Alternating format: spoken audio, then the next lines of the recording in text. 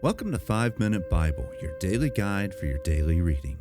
Today's April the 15th, and we'll be looking at Psalms 7, 27, 31, 34, and 52. Now today we step out of the action of 1 Samuel and into David's inner world, and the chase hasn't stopped. Saul is still hunting him, and nothing has gotten easier for David. But now we get to hear what David sounds like when he talks to God in the middle of it. This is sort of looking at his private prayer journal or the hymns to the songs that he's singing to comfort himself while he's on the run. These psalms come straight out of that pressure. David is not writing from a quiet place of tranquility. He is a fugitive. He's being lied about, betrayed, and hunted. And these are the songs and really the prayers of a man who has nowhere safe to stand except for God.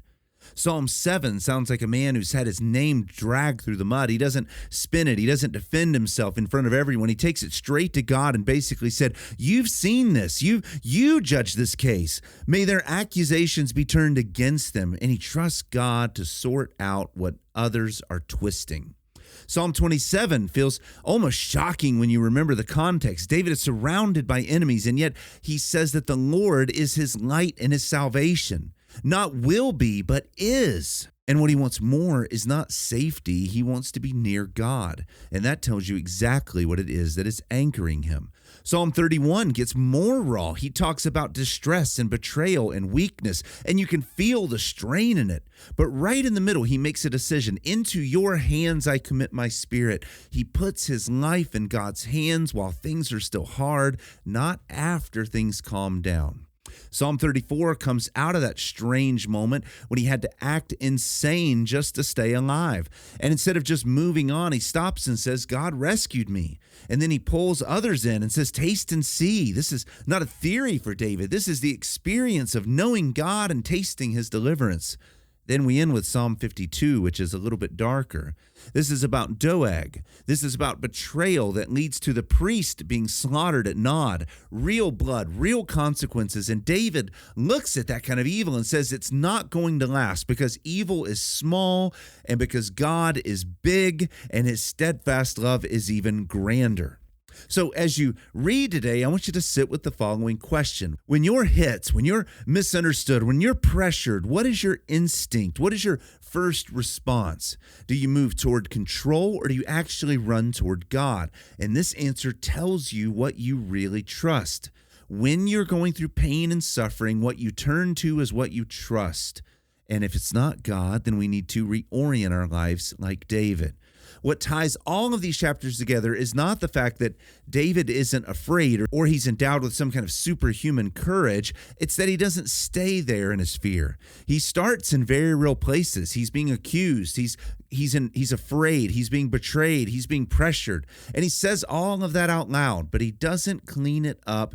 He keeps moving and running toward God.